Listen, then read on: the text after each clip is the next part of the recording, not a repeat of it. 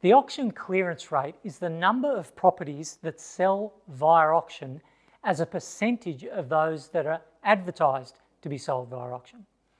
Not every property that is to be auctioned ends up selling via auction. Some auction properties are passed in. This means that the seller was unwilling to part with their property for the amount offered by the highest bidder at the auction, or perhaps there were no bidders. Properties to be sold at auction can also be withdrawn before the auction day. This may be due to a lack of interest from potential buyers. Properties can also be sold prior to auction.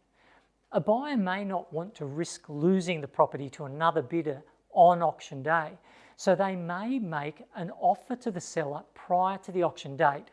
The seller may not want to risk poor bidding at the auction, so if presented with a decent offer up front, they may accept it. There are also occasions when the property is sold soon after the auction. Perhaps bidders weren't prepared to go that little bit extra until after giving it more thought, or perhaps the seller reviewed the highest bid and decided to accept it later. The auction clearance rate is expressed as a percentage. So for example, if there were 2 properties for sale via auction and one sold, the other being passed in, then the auction clearance rate would be 50%. That's 1 divided by 2 and multiplied by 100 to give 50%.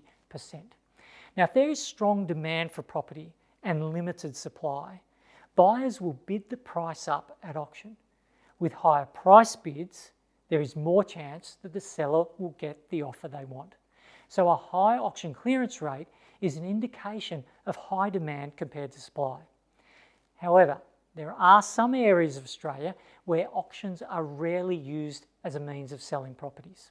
Some suburbs may have no figure for the auction clearance rate, and because of small volumes, even when there is a figure, the auction clearance rate can sometimes be an unreliable indicator of growth potential. And that's particularly the case for small areas. So take the auction clearance rate with a grain of salt, like with most indicators of supply and demand.